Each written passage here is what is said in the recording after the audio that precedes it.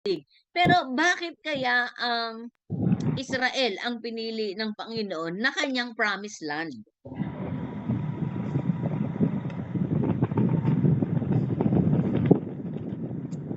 Sige po, ulitin ko.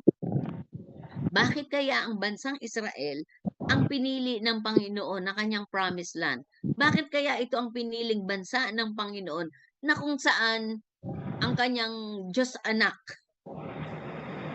ang ibig sabihin dito bababa sila ang gagamitin sa pagbaba ng Panginoong Hesus? Bakit ang bansang Israel na mayroong pinakamaliit na bansa? Sige nga po, tignan natin si Kuya Rowel. Ano po sa palagay ninyo? Bakit ang Israel ang pinili ng Diyos na kanyang promised land?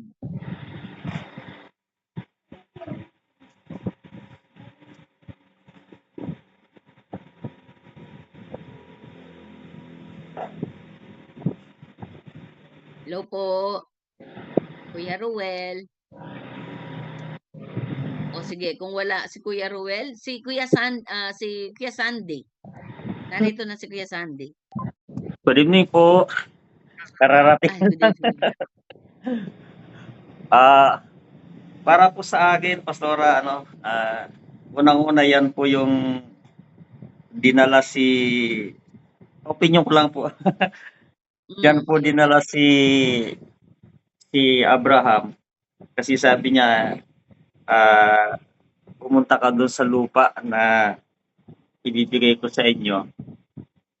Tapos pangalawa po ang sa tingin ko rin yung Israel kasi parang siya yung pinaka-center. Siya yung pinaka-sentro ng lahat ng bansa. Okay. Yun lang po? Yun lang po. Kaupo lang. Okay.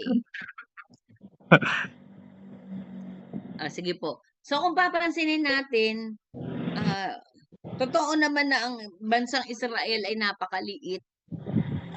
Mas maliit pa po siya sa Singapore. Ang Singapore po ay napakaliit din. Pero mas maliit po ang Israel kumpara sa Singapore. So ibig sabihin, kung titignan po natin itong bansang Israel, totoo naman din 'yon.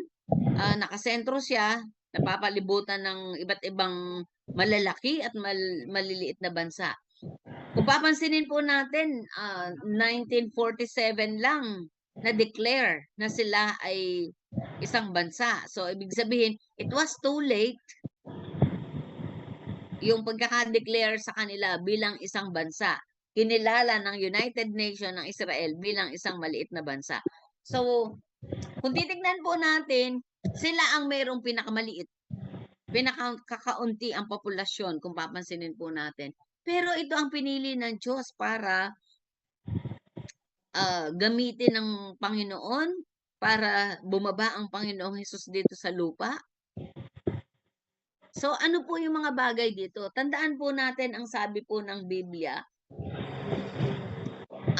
yung lahat ng bagay na pangyayari dito sa lupa o nangyayari dito na whatever it is, sa creation man or sa mga sitwasyon na meron tayong pinagdadaanan, iisa ang gustong ipakita ng Panginoon. And that is to show how great He is. So, ibig sabihin, yung pinakikita sa atin dito ng Panginoon na dapat lamang natin siyang tignan dahil kasi great nga ang ating Panginoon eh. Ibig sabihin, wala siyang katulad. Wala tayong po pwedeng itumbas sa Kanya dahil nga He is the supreme being. Wala siyang katumbas, wala siyang kapantay, wala siyang katulad. At sa bawat bagay na ginagawa niya, patutunayan niya sa atin kung gaano siya kabuti. Ano po? Patutunayan niya sa atin 'yon. So ibig sabihin, iyon yung mga bagay na gustong ipakita sa atin ng Panginoon. Kung papansinin po natin, nauna ang creation bago ang pangyayari na iyan sa pagpili. Pero kung papansinin natin, ibig sabihin ang Panginoon ganoon siya yung abrupt, ibig sabihin ganoon siya kabilis sa kanyang pagbibigay ng kanyang desisyon para doon sa pagtubos niya sa mga taong napahiwalay sa kanya. Kaya nga hindi ba doon pa lang sa creation, ibig sabihin, nakita natin na ang Panginoon meron na siyang hakbang, meron na siyang mga bagay na ginawa, meron na siya planong iginawa kung papaano niyang aabutin para maligtas ang tao. Dahil kasi ang sabi niya, kapagka yung anak o yung binhi ng babae, dumating ang araw na yung binhi ng babae ay tatapakan ng ulo ng ahas para ito ay durugin. So, ibig sabihin, ito ay nagpapakita ng kaligtasan at katagumpayan ng sangkatauhan. So, ibig sabihin, dito pa lamang sa Genesis chapter 2, pinakita na mayroong katagumpayan ang tao at iyon ay sa pamamagitan ng pagdurog ng ulo ng ahas ng binhi ng babae. Na yung tinutukoy na binhi ng babae ay walang iba kundi ang Panginoong Hesus. At nakita rin natin, ibig sabihin, mayroon eternal significance or spiritual implication sa atin yung pagtapak na iyon ng binhi ng babae. At iyon yung kaligtasan na kapag tayo tinanggap natin sa buhay natin ang Panginoon bilang ating personal na Panginoon at sariling tagapagligtas. So, ibig sabihin, mayroon na siyang mga ganon klaseng plano. Okay? Meron na siyang in-establish na ganon klaseng plano. Ibig sabihin, makikita natin ngayon na ito ay pangako. 'Di ba? Ito ay tipan ng Diyos sa tao. Kita po natin ha, tipan ng Diyos sa tao. Kaya balikan po natin itong pinag-uusapan natin, nakahalagahan ng Sinai Covenant or Mosaic Covenant. So sabing ganyan, establishes Israel as God's covenant people. Pinili ng Diyos ang bansang Israel para sa kanya niya ibigay yung kanyang pakikipagtipan, yung kanyang pangako. Okay? Yung kanyang pakikipagtipan, yung kanyang pangako. Sabi ganyan, at Mount Sinai, God formally declares Israel as His treasured possession. So, ibig sabihin, makikita natin na yung manifestation ng Panginoon, yung manifestation ng covenant ng Panginoon sa tao, sa Israel as treasured possession. Kung papansinin natin, nung sinimulan na ng Panginoon yung pagbibigay ng kanyang 10 utos. Dahil ayaw ng Panginoon na mawalay ang Israelita sa kanya bilang kanyang pinili na bansa.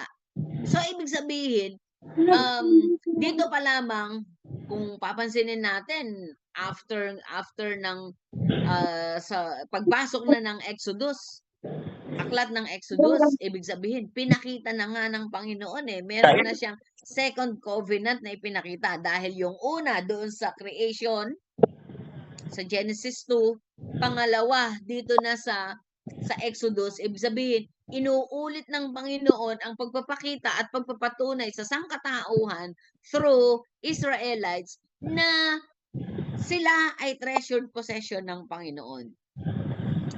So, sila nga yung kingdom of priests and a holy nation.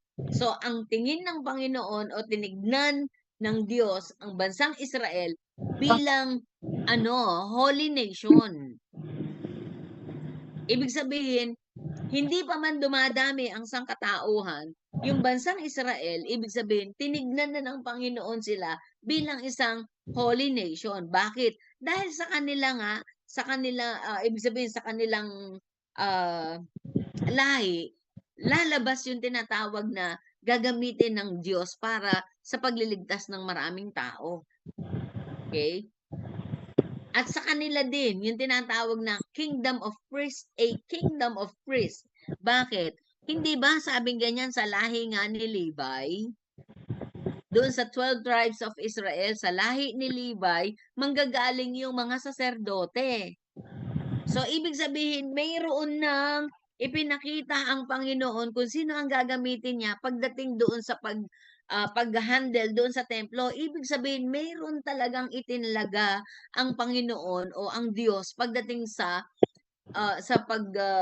ibig sabihin, sa panahon natin ngayon, itinalaga ng Panginoon kung sino ang mga pastor, kung sino yung mga lingkod ng Diyos na mangyayari. Kaya kung papansinin ninyo, bakit nga ba sa pamilya na ito, Kape tayo. ang dami ng lumalabas na pastor? Bakit nga ba sila, kung makita mo, hindi naman sila ganoon karunungan, hindi naman sila ganoon katalinuhan, wala naman silang ganoong matinding pinag-aralan, pero ang gagaling nila pagdating dito sa punto ng paghahayag ng salita ng Diyos. So, ibig sabihin dito natin makikita yung tinatawag na highest calling na tinatawag. So, ibig sabihin, nilalagay sa atin, sa kanila walang problema dahil literal na sa kanila, sa lahi ni Levi, kukuhanin ang mga saserdote. Ibig sabihin sa kanila, sa 12 tribes of Israel, pinili din ng Panginoon kung sino yung mga gagamitin doon sa mga taong magbibigay ng tinatawag na pag-aayos sa loob ng church. So, ibig sabihin, mayroong mga ganoong klaseng calling na ibinigay. Kung babasahin natin ang Exodus, Leviticus, Numbers, and Deuteronomy, diyan natin makikita saan lahi ba. Kaya nga, hindi ba, pag binasa natin ito, bukod doon sa utos ng Diyos, makikita natin kung sino-sino pa yung mga lingkod at ano yung kanilang mga ginagampanan. Dahil sa kanila, mayroong nakatalaga kung sino ang gagawa ng frankincense and myrrh. Mayroon din sa kanilang nakatalaga kung sino talaga ang gumagawa ng mga curtain, na yung curtain na ito ay ang Diyos din ang nagbigay ng kulay kung ano ang gagamitin nilang mga kurtina sa templo. So, ibig sabihin, mayroong mga ganong assignment na ibinibigay dito sa 12 tribes of Israel. So, ibig sabihin, ano ngayon yung significance nito para sa atin? Kaya dito natin makikita na mayroon talagang itinalaga ang Diyos para sa atin. Kung ano yung mga bagay na dapat nating gawin sa kanyang ubasan. Kaya nga ikaw, paano mong tinitignan ng sarili mo pagdating sa tinatawag na calling sa iyo ng Diyos? Kaya ikaw ba ay tinawag para maging pastor? Ikaw ba ay tinawag para maging guro? Ikaw ba ay tinawag para mag-ebanghelyo? Ikaw ba ay tinawag para ikaw ay mag-counsel? Ikaw ba ay tinawag para sa pananalangin? Kaya nga, pansinin natin, meron tayong nakikitang mga kapatid natin sa pananampalataya na kapag sila nanalangin, grabe ang panalangin na ginagawa nila. Bakit? Kasi iyon ay tawag. Ibig sabihin, iyon ay isa sa mga tawag ng Diyos sa atin. Pero, gusto ko lang din sabihin sa inyo na pwedeng mapangyari na sa isang Kristiyano o sa isang pastor, marami siyang kaloob na tinanggap mula sa Panginoon. Maraming pagkatawag sa kanila. Kaya nga, mayroong pastor na ang galing magturo, magaling din mag-preach. Mayroon din mga pastor na magaling mag-preach, magaling pagdating sa worship leading. Dahil hindi naman lahat ng pastor ay magaling sa worship leading. So, ibig sabihin, mayroong pagkatawag kasi sa atin ang Diyos. Dito natin makikita na mayroon talagang covenant na ginawa ang Panginoon para sa sangkatauhan. Although dito kasi nakikita lang natin ang bansang Israel, pero meron itong eternal significance at tayo iyon. Kaya kung papaanong meron tinatawag na God's covenant people at iyon ay ang Israel, ibig sabihin tayo naman na mayroong pagkakilala at pagkatanggap sa ating Panginoong Hesus ay mayroon ding spiritual God's covenant sa atin ang Diyos. Okay? Kaya nga, ikaw, ramdam mo. Kaya nga nung nakaraan, ang sabi ko sa inyo, mayroon covenant na inilagay ang Panginoon sa inyo kung bakit kayo ngayon nandirito kasama kong kinakausap. Tinuturuan. Ibig sabihin, mayroong covenant na ibinigay sa iyo ang Panginoon para papangyarihin ang mga bagay na to. Okay? Mayroon siyang itinalaga para sa iyo. Kaya ang kinakailangan lang, ikaw makita mo kung saan ka nililid ng Panginoon, kung ano ang ibinibigay sa puso mo ng Diyos, kung ano ang kasiyahan sa puso mo at meron kang satisfaction dito. Kape tayo, mama. Kailan nangyari sa buhay natin 'yan? Dito sa pinag-uusapan natin, ang sabing ganyan, na-establish yung tinatawag na treasured possession sa iyo Ay, ng ka na lang. Panginoon, dito sa Lumang Tipan, noong ipagkaloob ng Di Panginoon pa. na sa kanila Araw yung pa. 10 utos ng Diyos do'n sa tablets of stones. Kasi nagpakita na doon ng covenant ang Panginoon kay Moses sa pamamagitan ng burning bush, 'di ba? Sabi ng Biblia, hindi nga natin pwedeng makitang personal ang Diyos. Kaya dahil sa kakulitan ni Moses sa Panginoon, dahil gusto ni Moses na makita ang Panginoon, anong sabing ganyan? Oo, magpapakita nga sa kanya ang Panginoon. Pero nakita ba niya ng mukhaan ng Diyos? Hindi. Papaano nagpakita ang Panginoon? Ibig sabihin, nakita na lamang ni Moses ang Panginoon nang naglalakad.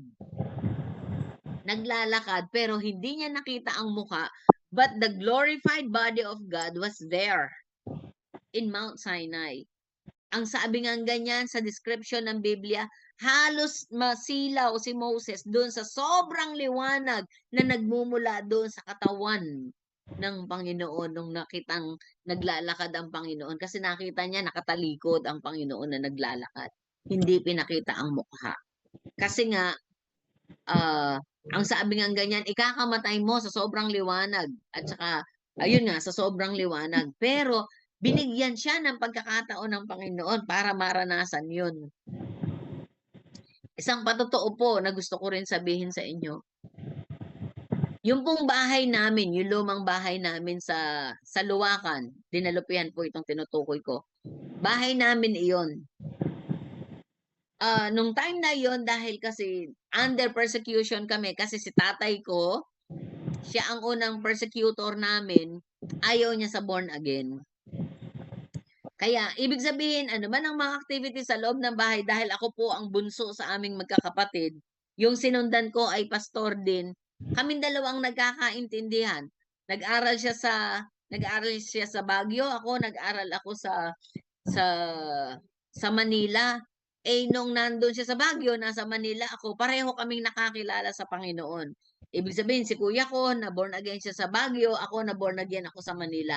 Pag-uwi namin, pagkatapos mag-aral, nalaman na lamang namin pareho na pareho kaming born again. Dahil hindi gusto ni tatay ko yung ganoon, hindi kami pinagtapos ng pag-aaral.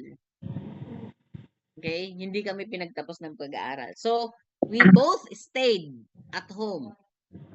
Ibig sabihin, pinahinto kami sa pag-aaral kasi pinapili kami ni tatay namin noon kung anong gusto namin. Magtapos ng pag-aaral o mag-born again na lang. Ayun iyon ang choice na binigay sa amin. Pareho kami ni kuya ko. Pero nung kinausap kami ni tatay ko, separate kami ni kuya ko nang tanungin kami ng ganon. Pero pareho kami na ang pinili namin, born again. Ako po ay studious na tao. Mahilig po akong mag-aral. Si kuya ko ay ganun din. Mahilig din mag-aral. In short, hindi kami pinag-aral ni tatay ko. Pinahinto kami. So, during that time, ibig sabihin, meron akong pamangkin na maliit. Ang nangyari, nag-alaga ako ng pamangkin. Pero yung pag-aalaga ko sa kanya, kumakanta kami ng kantang pambata. Pinatutulog ko siya, kantang pambata yung ginagamit ko. Alam po ba ninyo kung anong pinakita sa akin ng Panginoon habang ginagawa ko sa pamangkin ko yung ganoon? Nagpakita. Ibig sabihin, habang tinuturuan ko ng kantang gospel song na pambata yung pamangkin ko, meron akong nakitang sa paanan ko, meron akong nakitang hugis ng tao sa may paanan ko. Maliwanag na maliwanag siya, hindi din nakikita ang mukha, ibig sabihin.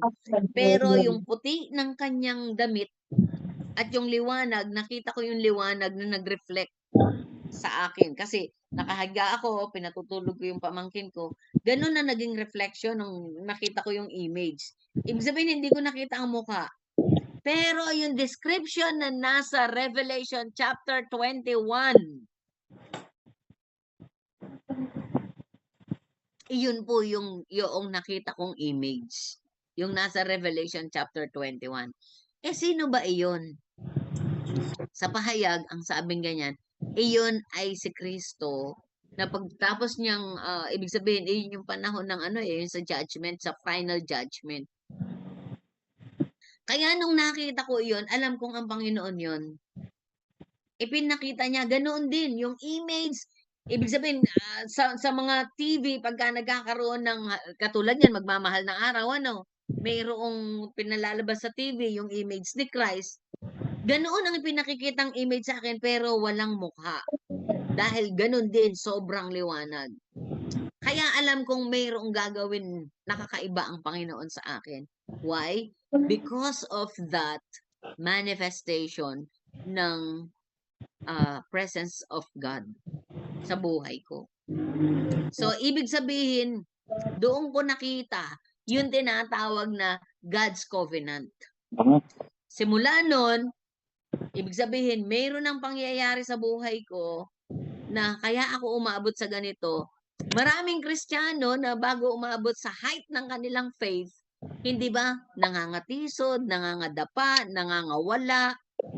So, yung mga ganong klaseng sistema. So, ito po yung gusto ko lang sabihin sa inyo. Yung growth ko as Christian, ibig sabihin, ano siya? Yung progressive. Progressive po ang growth ko as Christian. And eto na ako ngayon. Hindi ko sinasabing mataas ng ang naabot ko bilang isang Kristiyano, pero gusto ko lang ipakita sa inyo na ako ay ginawang tagapagturo ng Panginoon sa mga magtuturo din. Kaya nga mayroon akong spiritual name eh. Ang aking spiritual name ay Teacher of Teachers. Ulit ha, Teacher of Teachers. Kaya alam kong mayroong direksyon ang pagiging Kristiyano ko pagkapili sa akin ng Panginoon. Bakit? Kasi may covenant ang Panginoon sa akin. So, ibig sabihin, the same as what had happened in Mount Sinai, nang sabihin na ang Israelites ang treasured possession ng Panginoon, ibig sabihin, mayroong mga extraordinary things na ginagawa ang Panginoon sa buhay natin to show His covenant to us.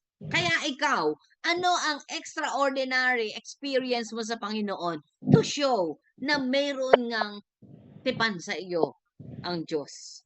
Kaya ibig sabihin, mayroong pattern pag pinag-usapan natin ang God's covenant.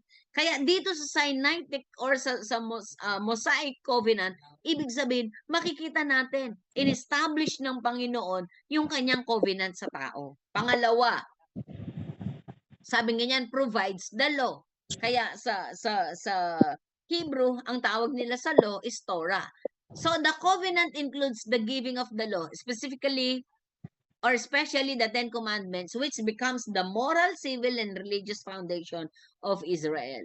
So, ibig sabihin, ito ngayon ang naging batayan ng Israelita pagdating doon sa major law na mayroon sila. Yun, 10 utos ng Diyos. Pero lagi nating tatandaan, ang sabing ganyan dito sa Bagong Tipan, masunod mo ang siyam. Hindi mo masunod ang isa. Baliwala ang siyam na utos ng Diyos na nagawa mo. So, ibig sabihin, sino pa ang makakasunod? Sino pa ang makakasunod sa 10 utos ng Diyos? Kung nagkamali ka ng isa, nagawa mo ang lahat, baliwala ang siyam, ibig sabihin, sino ang makakasunod?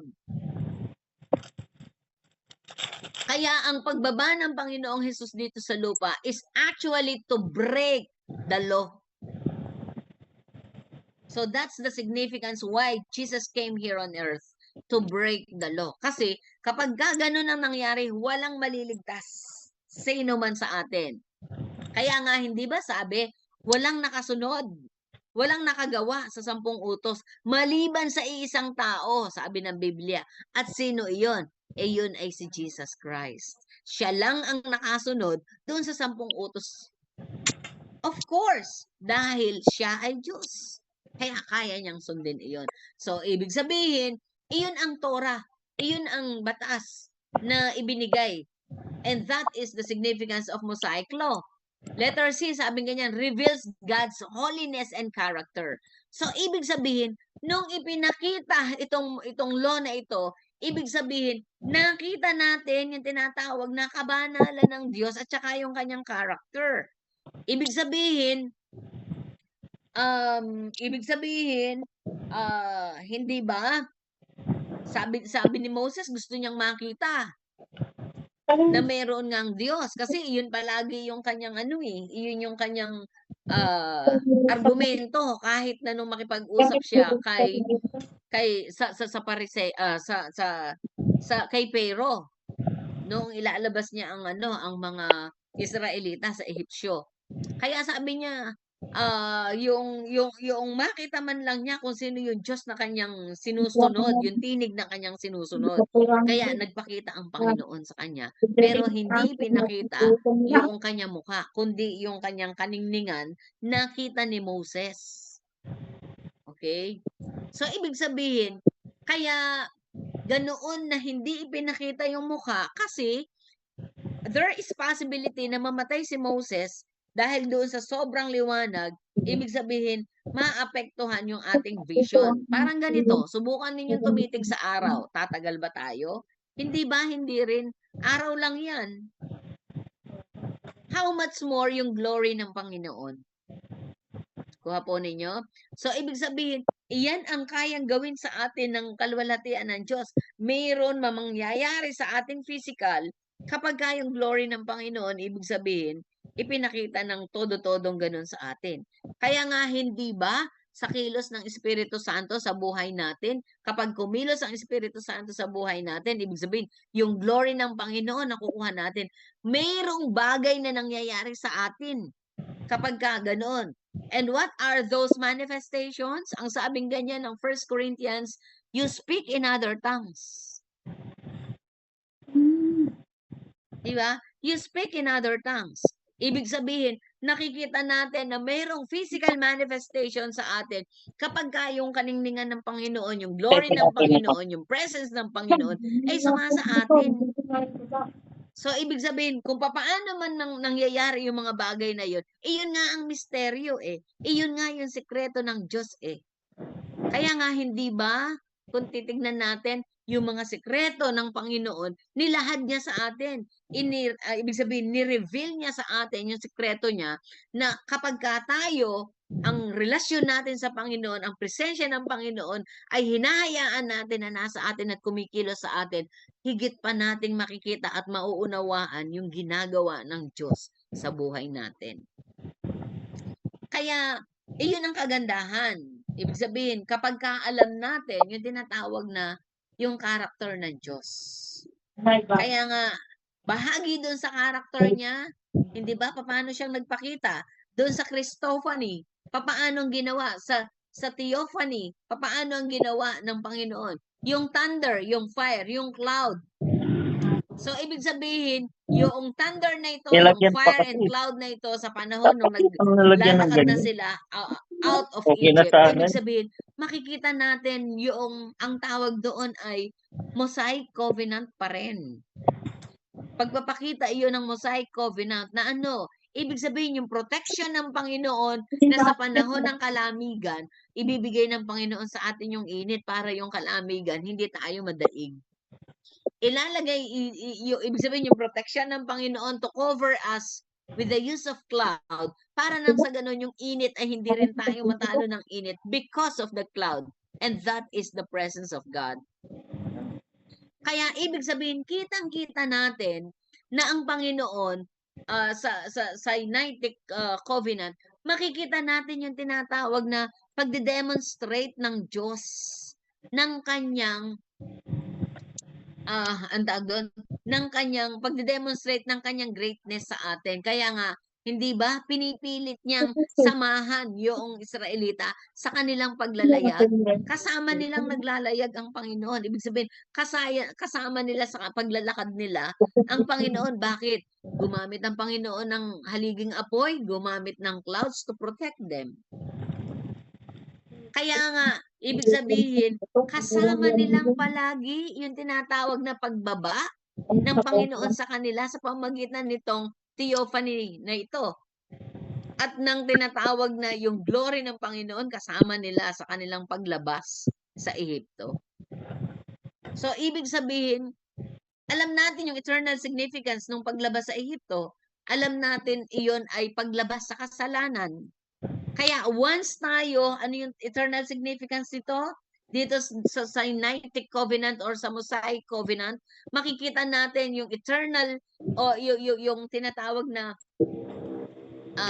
eternal significance nito. Once na ang bawat isang Kristiyano sa atin ay inilalabas natin ang sarili natin sa paggawa ng pagkakamali o kaya ng kasalanan at pagsunod natin sa kalooban ng Diyos, ibig sabihin, the transcending glory of God will be with us. Ibig sabihin, ang pagbaba ng presensya ng Panginoon ay palaging sumasa atin. Sasamahan tayo ng Panginoon palagi. Once that we know how to follow and once we know how to choose yung destination na gusto ng Panginoon sa atin. Kasi tinatawag nga tayo ng Panginoon in a particular calling. Tinatawag tayo ng Panginoon sa gusto niyang mapangyari sa atin, sa buhay natin. Meron siyang mga bagay na pinapagawa sa atin. Kaya kapag kaalam ng bawat isa sa atin na sundin yung direction na iyon na binibigay sa atin ng Panginoon, the transcending glory of God will be with us. Ang pagbaba ng kalwalhatian ng Panginoon ay palaging sa atin. And that is great. Diba? And good. So sabi nga niyan, yung conditional covenant, so diniscuss na natin yung conditional covenant na yan last time. So anong mayroon dito sa conditional covenant? Ang sabi nga niyan, obedience-based. So, ibig sabihin, papasok tayo sa isang katotohanan na yung pagsunod natin sa Panginoon ang tinitignan dito. So, isang example na ginamit dito ay yung Abrahamic covenant, yung Sinai covenant which is conditional, yung blessings follow obedience, yung curses follow disobedience. So, ang reference natin diyan, Deuteronomy 28.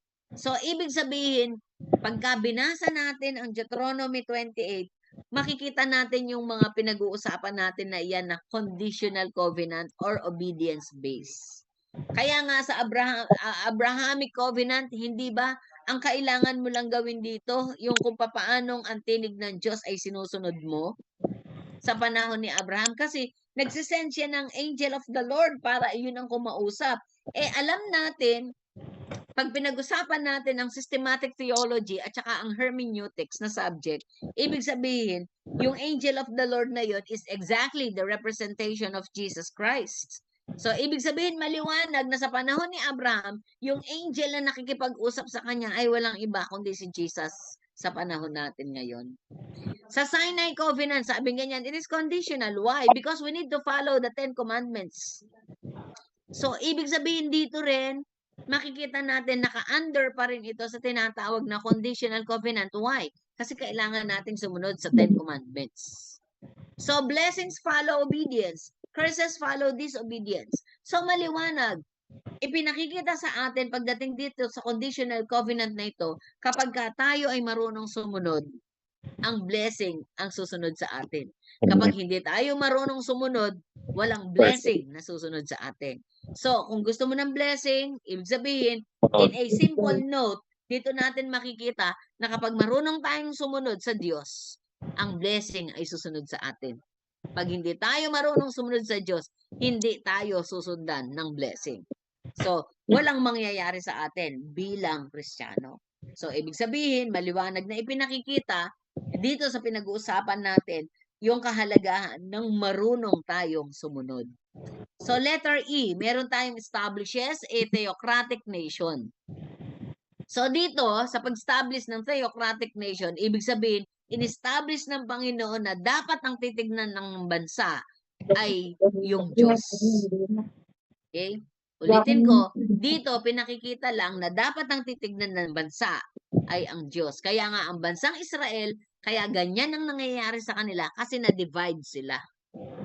Okay? Their laws are not merely civil but divine in origin. So, ibig sabihin, kung ano ang batas na ibinigay ng Panginoon, those are divine. Kaya tayo, yung mga batas na meron tayo, yung mga nakikita natin ngayon, those are divine. Bakit? May pagkilos ang Panginoon dun sa mga batas na yon kasi ang gusto ng Panginoon, yung maging solid tayo. Ang gusto ng Panginoon, siya ang titignan natin. Kaya maliwanag na nakikita natin dito sa establishing a theocratic nation, ibig sabihin, dapat mabuo tayo at ang ating paniniwala ay paniniwala sa Diyos. Kaya hanggat hindi nabubuo ang isang bansa, hindi ba? Mayroong isang awitin, yung Heal Our Land. Kung alam niyo yung kanta na yun na Heal Our Land, yun sa 2 Corinthians 7, na sabing ganyan, kung ang bansa ay magpapakumbaba, 2 Chronicles. sabi ngayon, pagagalingin ko ang bansang ito at pagpapalain. So, ibig sabihin, ang hinahanap sa atin ng Panginoon ay yung solid tayo, yung mabuo tayo. Kaya, kapag, ibig sabihin, mayroong division, hindi iyon ang isip ng Diyos para sa atin. Iyon ay ayaw ng Diyos para sa atin. Pero wala tayong magawa. Bakit? Mayroong mga Kristiyanong matigas ang ulo. Gusto nilang hinahati ang church. Pero hindi iyon ang Ano ba yan? plano ng Panginoon para sa atin. Ha? Dahil ang gusto ng Panginoon, solido tayo. Even though we are different in our churches, pero dapat meron tayong pagkakasundo. So parang ganito. Si Kuya Sandy ay iba ang organization. Si Kuya Ruel, iba ang organization. Si Pastora Joanne, Assemblies of God. Si Kuya Jerome, hindi ko alam kung ano ang kanyang organization na kung saan siya. Si Kuya Joey, yung kanilang old pastors ay dating Assemblies of God. Pero ang doktrina nila ay halos kapareho ng Assemblies of God. Si Kuya Aris ay Assemblies of God. Si Kuya Arlan, if I am not mistaken, ay Assemblies of God. Pero we come up into one. Pagdating dito sa pag-aaral na ito, magkakasundo tayo. Diba? So, ibig sabihin, ang gustong ipakita ng Panginoon sa atin, magkasundo tayo. Kaya nga, dito sa pinag-uusapan natin, yung establish as a theocratic nation, dahil ang gusto ng Panginoon, iisa ang titignan natin na Diyos. One good example, sabi ng mga alagad ni Juan Bautista at saka ng alagad ng Panginoong Jesus. Sabing ganyan ng mga alagad ni Juan Bautista. Sabi niya, Lord, kasi ang tawag din nila doon sa mga leader noon ay Lord. Small L, O-R-D. Sabi niyan, Lord, how come that there are also disciples coming from the one na tinutukoy nila is Christ na pareho ng iyong pinipreach? Sabi ganyan kay Juan Bautista. Kasi ang ibig sabihin doon nung alagad ni Juan Bautista, naghihiwalay pa. Kasi nga, meron ng sumusunod kay Christ. Anong sabing ganyan ni Juan Bautista? Sabi niya ganyan. Kung ang pinapahayag niya ay kapareho ng ipinapahayag na mayroon sa akin, sabing ganyan, hindi tayo dapat tayo ay magkakasama, iisa. Tayo ay iisa. So, ibig sabihin, maliwanag na ipinakikita rito. Ano ba ang doktrinang bitbit mo? Sa panahon natin ngayon, ano ba ang doktrinang bitbit mo? So, ibig sabihin, sa Panginoon, kahit hindi tayo pare-pareho ng pangalan ng church or organization, pero pare-pareho tayo ng ibig sabihin, ng fundamentals ng ating faith, ibig sabihin, iisa ang Diyos natin. Magkakapatid tayo. Amen. Okay? Magkakapatid tayo. Kaya ganoon sinagot ni Juan Bautista yung kanyang alagad. So, ibig sabihin, this is an example of the theocratic nation. Dahil ang gusto o in-establish sa atin ng Sinaitic Covenant or Mosaic Covenant is to establish a theocratic globe. Theocratic nation. Ibig sabihin, tumitingin tayo sa iisang buhay na Diyos. Okay? Tumitingin tayo sa iisang buhay na Diyos.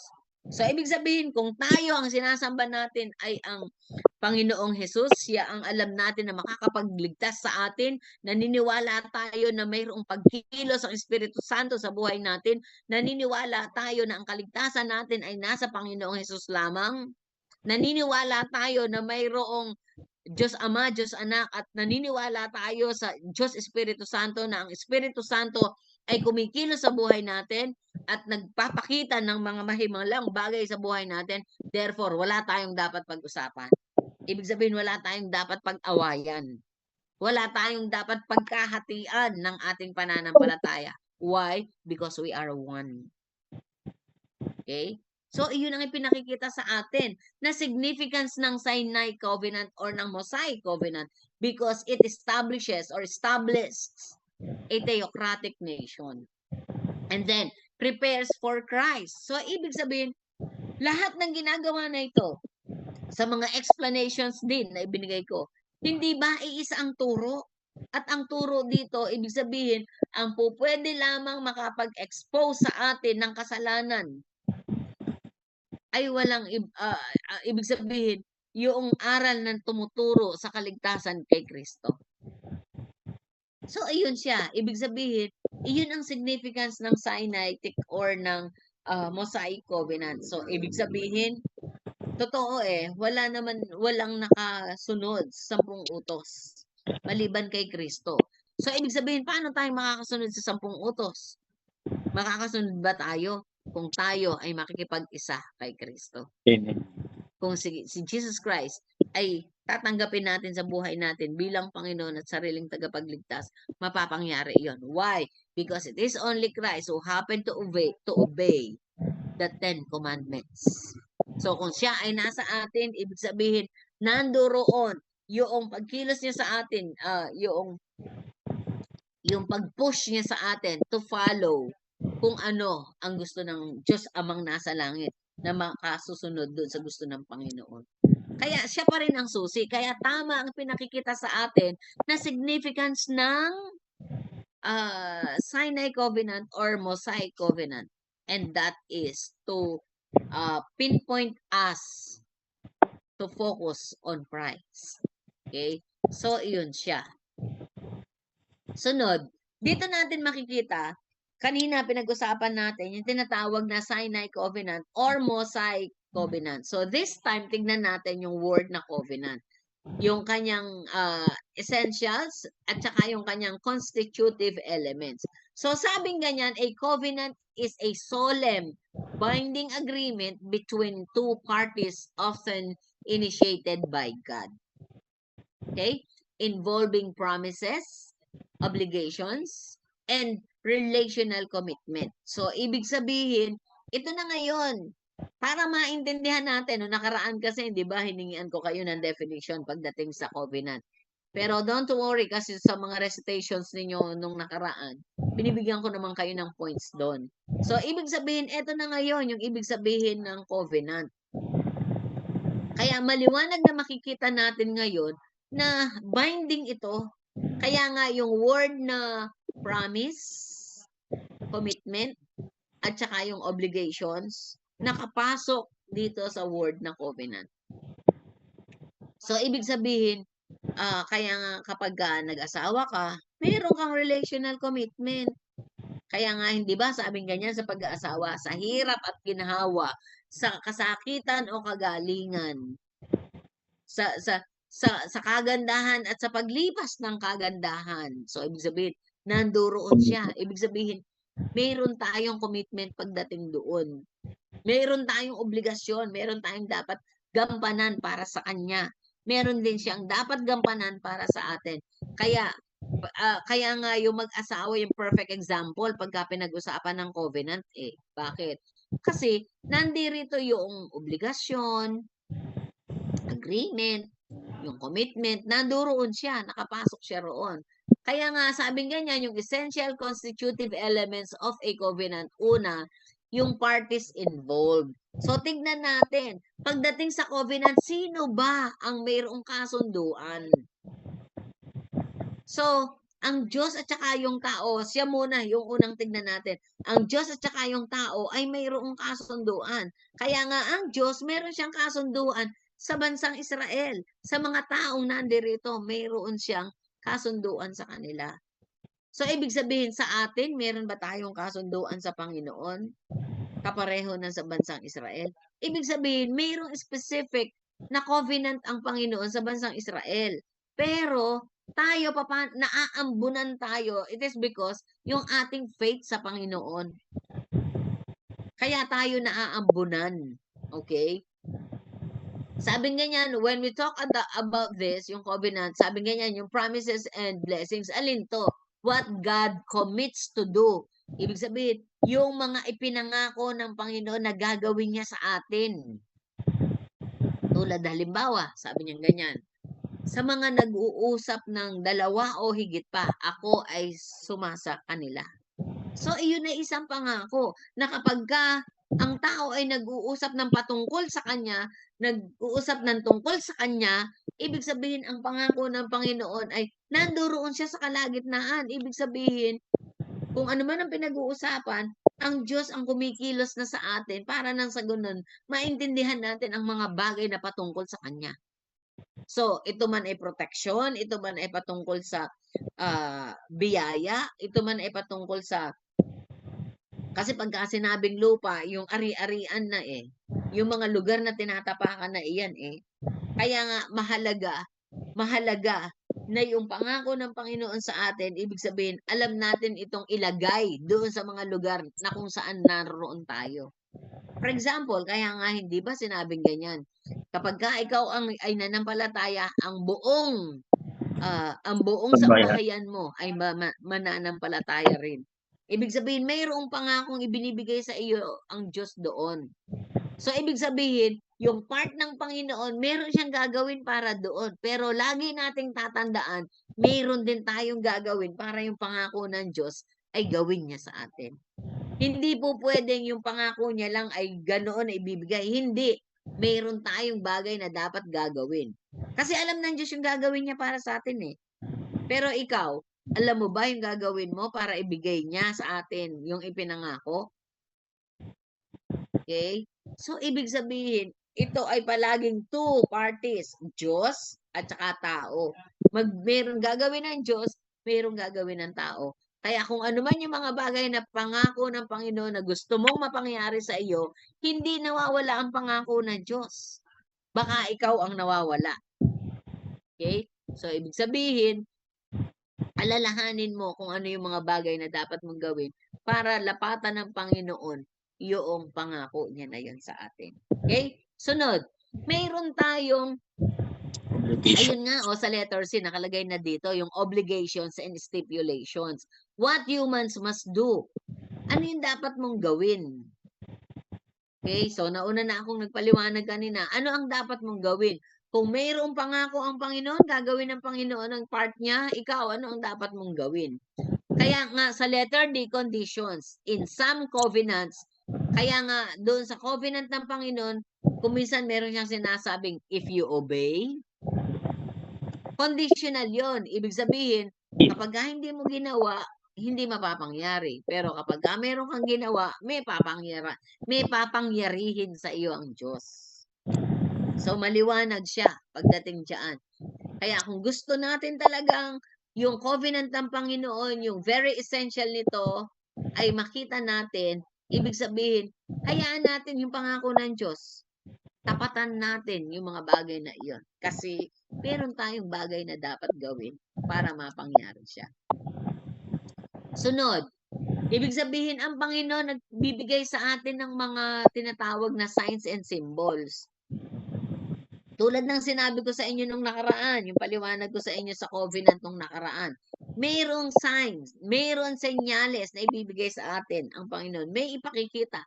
Katulad nga ng sa akin, sabi ko sa inyo, mayroong panaginip na binigay sa akin ng Diyos kung paanong na-establish ang Bible School. Pinakita nga sa akin ng Panginoon yung baby. Luno ang ulo. Ibig sabihin, hindi totally formed ang ulo. na ipinakita sa akin. So, anong ibig sabihin? Ano bang meron sa ulo? Hindi ba ang meron sa ulo is knowledge? So, isang bagay ang pinakita ng Panginoon. Meron akong sanggol na dapat ayusin yung kanyang information, head information na meron sa kanya. Kaya nga ipinakita sa akin ng Panginoon na yung dapat kong ayusin na ulo ay yung distrito pala. Okay? Yung distrito, ibig sabihin, yung 6 provinces ng Region 3. Pero ang nakakatuwa sa atin ngayon, hello, sa grupo natin ngayon, ay mayroon taga Davao. At iyon ay si Pastora Joanne. So, ibig sabihin, thanks God. Kasi, ibig sabihin, umaabot pa. Hindi lang pala dito sa Central Luzon, yung dapat kong ayusin ang head information niya or yung theology niya pagdating sa Diyos. So, ibig sabihin, ipinakikita ng Panginoon na yung mga taong nangangailangan pa rin na hubugin ang isip, yung knowledge, yung theology ng mga naglilingkod sa Panginoon ay dapat pa rin ayusin. Nakita po ninyo? Yun yung ipinakita sa akin ng Diyos. Kaya alam ko, ibig sabihin ako, ipinaglalaban ko ang Bible School because may pangitain na ibinigay sa akin ng Diyos.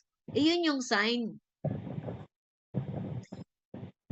And for you to have here, ibig sabihin, ilan kami rito ng mga Assemblies of God. Bilang ko sa kamay yung mga Assemblies of God. Pero meron din dito na hindi mga Assemblies of God. So meaning to say, maliwanag talaga ang ipinakita ng Panginoon that I really need na ayusin yung lunong ulo na sa panaginip ko, binigay ng Panginoon. So you are all answered prayers doon sa mga hinihingi ko sa Panginoon. Kasi hindi ko kilala, hindi ko alam kung anong kongregasyon, hindi ko alam kung anong association, yung uhubugin ng ulo, pero ipinakita sa akin ng Panginoon, because if it is a child, ang ibig sabihin nun ay church. Kung iyon ay child, ibig sabihin iyon ay congregation. Ibig sabihin yung congregation na iyon ay nangangailangan ng head knowledge pagdating sa Diyos. So you are answered prayers doon sa pinakita sa akin ng Panginoon. And hopefully, you know how to inform other people, other leaders na mag-aral pa rin ng kapareho nito. Why? Kasi ipinakita ng Panginoon na kailangan ayusin ang theology ng mga taong naglilingkod. So, iyon ang message na ibinigay sa akin ng Panginoon. Kaya pala, na yung spiritual name na ibinigay sa akin is Teacher of Teachers. Kasi ang mga tuturuan ko, mga lingkod ng Diyos. Although I am a professional teacher, but then ipinakikita pa rin sa akin ng Panginoon na hindi lang pala pang eskwelahan sekular ang kailangan kong hubugin, kundi ang dapat ko pa rin hubugin yung mga knowledge ng mga lingkod ng Diyos. And these are actually you. Kaya hindi ba answered prayer? Hindi ba? Pagtugon iyon ng Panginoon. Kaya tama ang pinakikita sa atin pagdating dito sa covenant. Mayroong covenant na binibigay sa atin ng Diyos. At iyon ay sa pamagitan ng yung mga pangitain, yung mga nakikita natin, yung mga dreams. Ibig sabihin, iyon yung mga yon. So, letter F, sabi ganyan, witnesses, often heaven and earth are invoked. Ibig sabihin, sa covenant ng Panginoon, mayroon talagang ibinibigay sa atin na nagiging witness para rito. Mayroon nagpapatunay. Mayroon sumasang-ayon doon sa covenant na ito. Tanong ko lang sa inyo, habang naririnig ninyo yung aking mga patotoo patungkol dyan, hindi ba kayo, wala bang impact sa inyo? Yung sinasabi ko, yung pinapatotoo ko sa inyo, meron ba itong impact sa inyo? Kung kayo ay mayroong nararamdaman habang sinasabi ko itong mga bagay na ito, ibig sabihin, you are the witnesses. So, tama ang pinakikita sa atin na mayroong covenant na binibigay sa atin ng Diyos. Dahil mayroon kayong nararamdaman na impact sa mga patotoo na binibigay ko. And that is supernatural. 'Di ba? Hindi iyon gawa ng tao. Makikita natin nandoon ang ginawa ng Diyos. Ano ang ginawa ng Diyos? Ibinigay niya sa akin yung pangitain. So, I really need to follow doon and obey doon sa ibinigay sa akin ng Panginoon. Kaya isa lang hihilingin ko sa inyo, tulungan ninyo ako na mag-materialize ng buo, todo, completely yung pangitain na ibinigay sa akin ng Diyos. And that is to spread the gospel through you. Kaya magturo po tayo kung ano ang nararapat na ibinibigay sa atin ngayon ng knowledge ng Panginoon. Iyan po ang dapat ninyong ibahagi sa bawat iglesia na kinaaaniban ninyo. Kasi iyon ang pinakita ng Panginoon. Kung hindi ninyo kaya, invite nyo ako. Sige. Pwede naman. So, sabing ganyan, ratification ceremony usually involves sacrifices. So, sa ratification ceremony, hindi po tayo kasama dyan. Ano po? Hindi tayo kasama dyan sa ratification ceremony. Bakit? Iyan po ay covenant ng Diyos sa bansang Israel. Kasi sila ang gumagawa ng mga, yung offering, yung mga sacrifices, yung mga paghahandog, sila po ang gumagawa niyan. Kaya literally, ginagawa nila yung nagsasacrifice sila. Pero lagi po nating tatandaan, mayroon lamang itong eternal significance sa atin. Kaya kung tayo ay nag-aral ulit ng homiletics, ano ang eternal significance ng ratification ceremony na ito? Tayo ba, sa panahon natin ngayon, nag-aalay po ba tayo ng bato-bato? Nag-aalay po ba tayo ng pigyon? Nag-aalay po ba tayo ng tupa? Nag-aalay po ba tayo ng mga ganito, ng mga gulay? Nag-aalay po ba tayo ng mga best vegetables na mayroon tayo? Hindi po ba, hindi na natin ito ginagawa? Pero ano ang inaalay natin? Ano yung eternal significance nitong pag-aalay na ito? Hindi ba?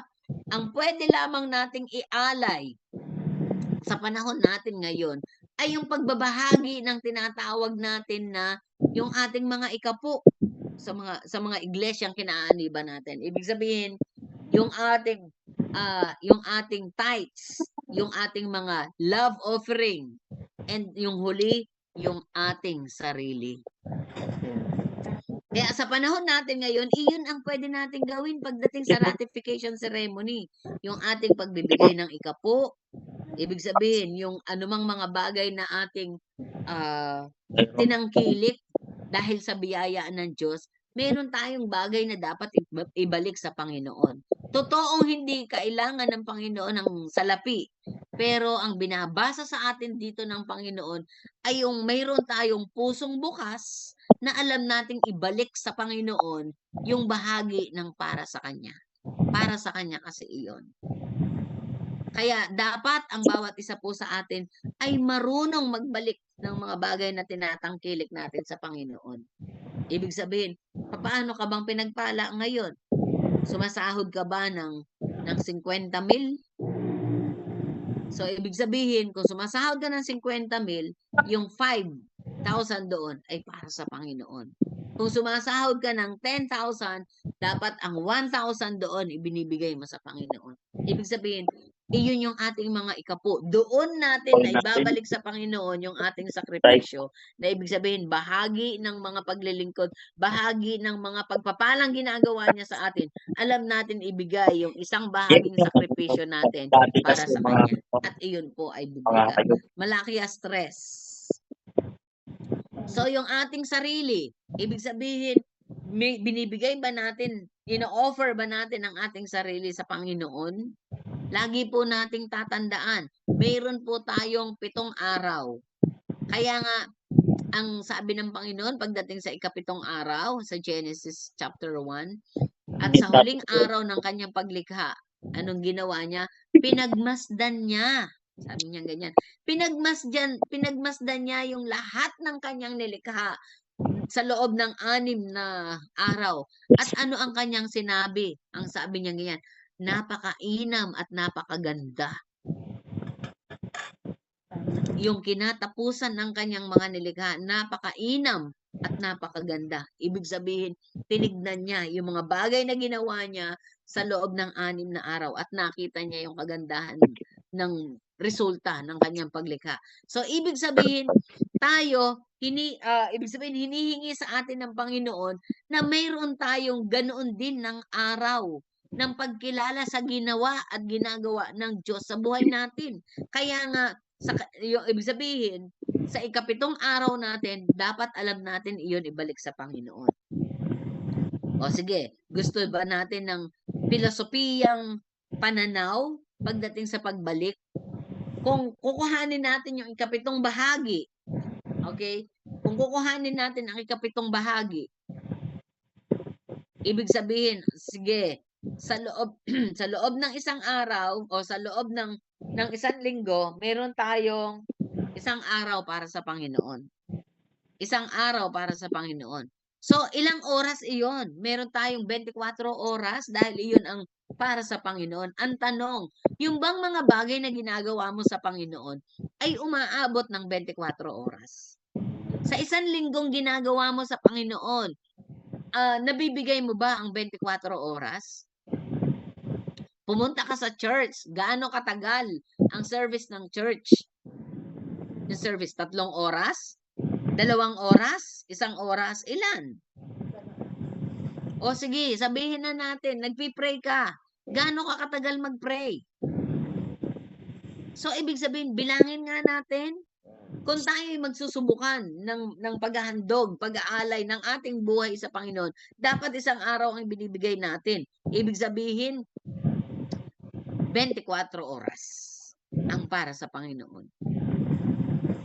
So, nakukuha po ninyo? Kaya bilangin ninyo ang mga oras na ginagawa ninyo para sa Panginoon.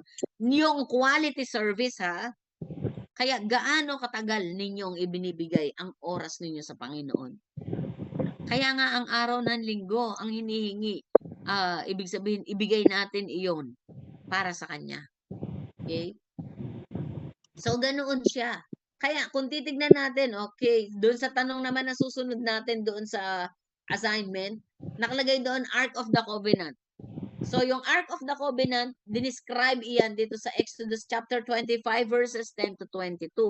Sabing ganyan, a sacred chest made of acacia wood overlaid with gold.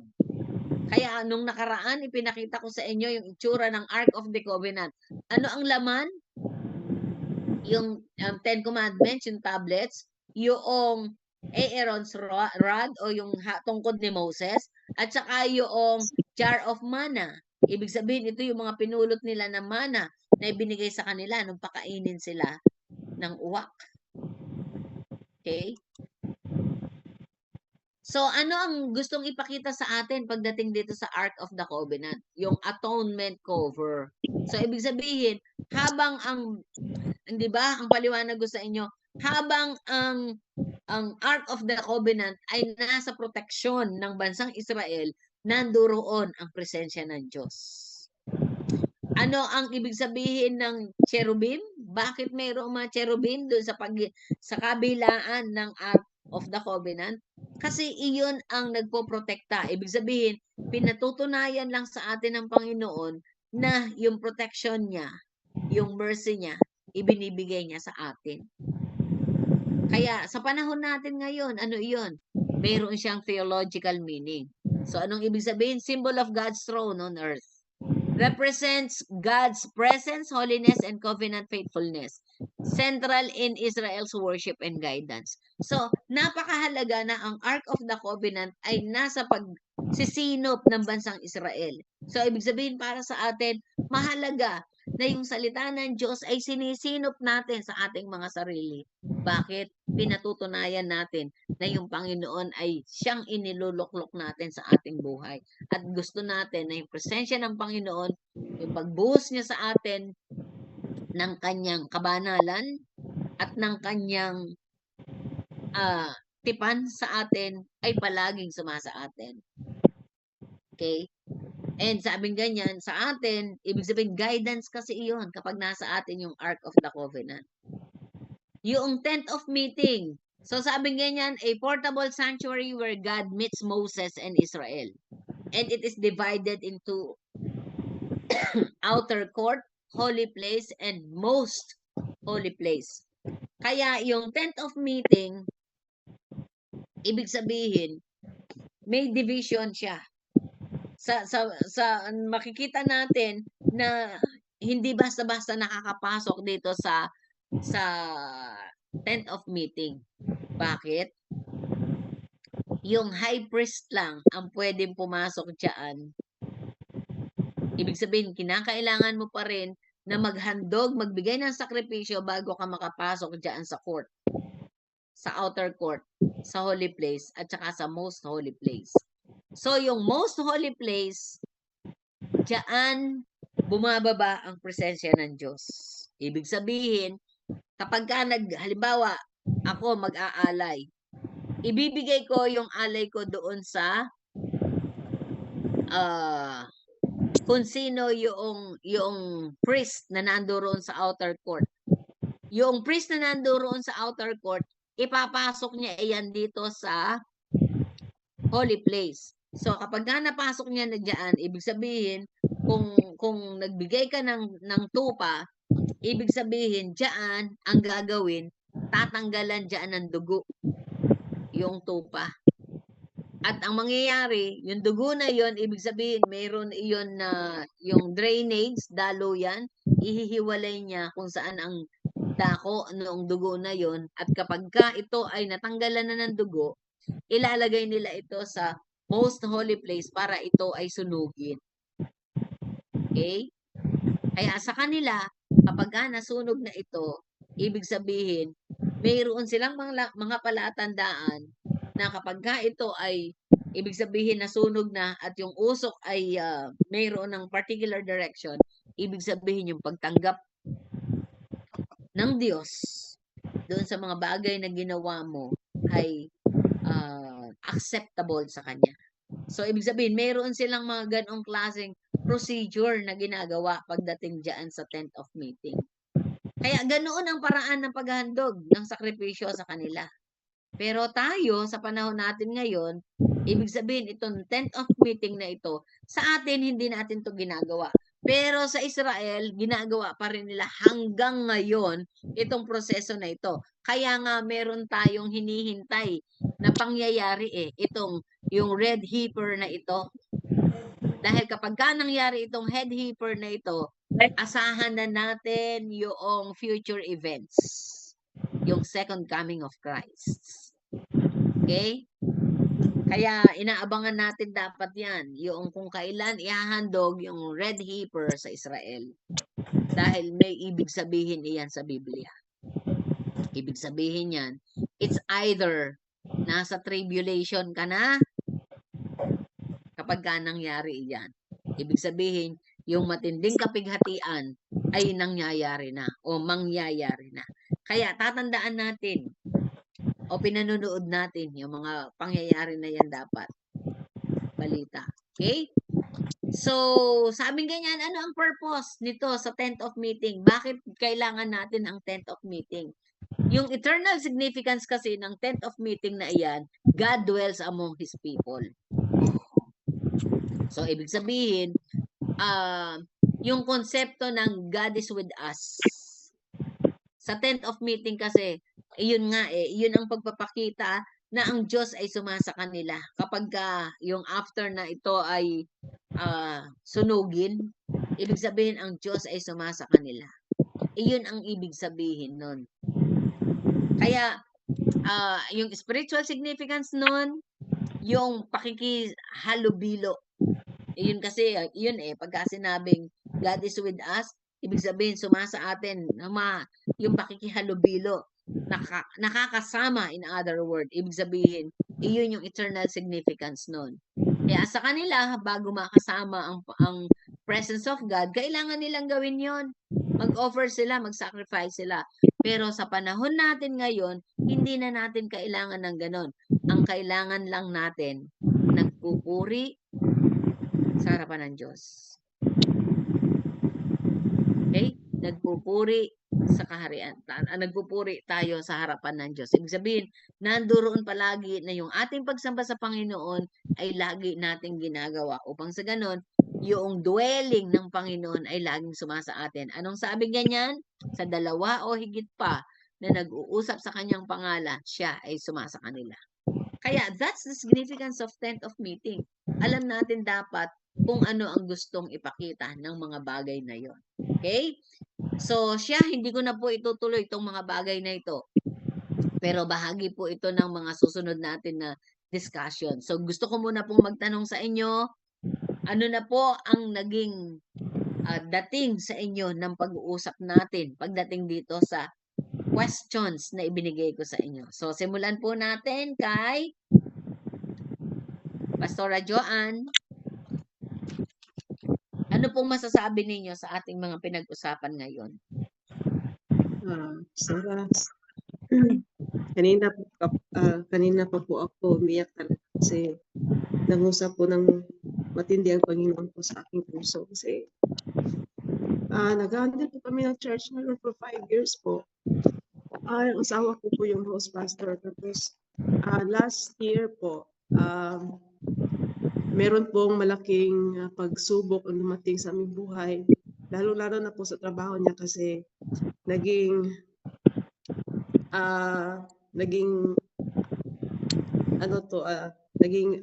head of office na po siya. So marami pong responsibilities na nakaatas sa kanyang shoulder.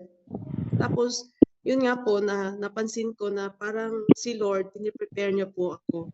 Kasi yung side kasi po yung mga relatives ko po, marami po akong mga uncle at mga tita na pastor po. Marami po akong mga pinsan na naging pastor din.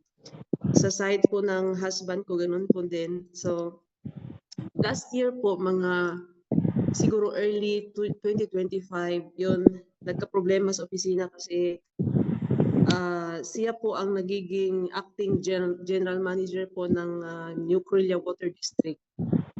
So nagka-problema po kasi yung dating manager nila nag-file ng kaso, marami pong kaso ang ipinail kasama yung BOD, tapos siya po naging kasama po siya, so malaking problema po ang nangyari. But then prior to that po, napansin ko po na parang piniprepare po ako ni Lord. Hindi ko po alam kung bakit paano nangyari na sabi niya sa akin, kailangan kong tumayo sa pulpit, kailangan kong mag-preach kasi kailangan niya ng kailangan niyang may partner sa pag-preach kasi hindi na niya kaya kasi yung demand ng trabaho ko. So palagi po sinasabi ko sa Panginoon, hindi ko naman po talaga alam. Yung sabi ng asawa ko, kaya mo naman, nakikita ko yung potential mo, yung sabi niya.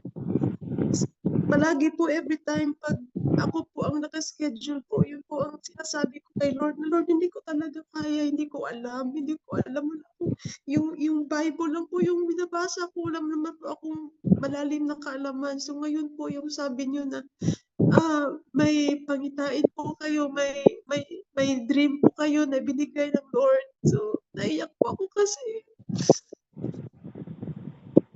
sabi ng Panginoon sa akin ngayon, isa pala ako naging na-establish itong Bible school na ito kasi isa pala ako sa plano ni Lord na hubugin po. Amen, amen. Minsan po talaga mahirap kasi po hindi naman po ako Tagalog. Sabi ko nga sa asawa ko na siguro kung Bisaya lang ito, mas madali ito sa akin. Yun sinasabi ko kasi maiintindihan ko.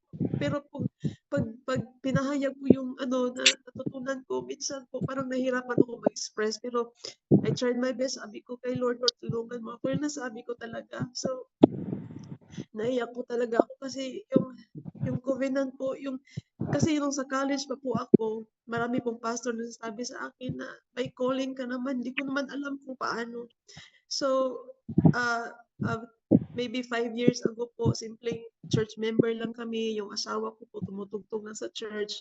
And then one day po, may nangyari, and then nag-pioneer kami hanggang nakita namin po yun pong yung pag nag-obey tayo kay Lord, may blessing po talaga kasi since then po na nagtrabaho kami sa ministry, since then po na nag-ministry kami, dami pong mga pagsubok, at the same time, dami pong mga blessing na binigay ni Lord na kahit na ngayon po, hindi po namin talagang amazed po kami sa ginagawa ng Panginoon sa aming buhay.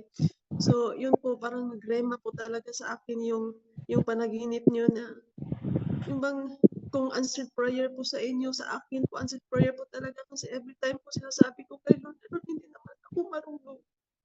Yun po sinasabi ko sa kanya, pero amazing talaga Lord si Lord kasi every time naman po pag nagpe-preach ako, Inisip pa si Lord. minsan po hindi ko maintindihan, parang hindi ako, yun lang ang ako, parang hindi ako, sasabihin naman ng mga members na pwede ka namang hindi mag-aral, kaya mo naman, sabi nila, alam ko naman daw, sabi ko hindi ko talaga alam, so it really humbled me po. Parang sinasabi ko talaga, I humble myself before the Lord, sabi ko Lord, hindi ko talaga kaya, and then ito po ang sagot ng Lord sa every time po na sinasabi ko sa Kanya, so maraming salamat po sa Panginoon at maraming salamat po talaga sa inyo, Pastora, kasi kayo po ang naging binigyan ng Lord ng vision at sa inyo po na naging katuparan po na magkaroon ng online Bible school po. Yun po, maraming salamat po. Ay, thank you sa Panginoon. Salamat po, Pastora Joanne. Nakaka ano po iyon, nakaka-bless on my part kasi alam kong mayroong nagiging impact yung pangitain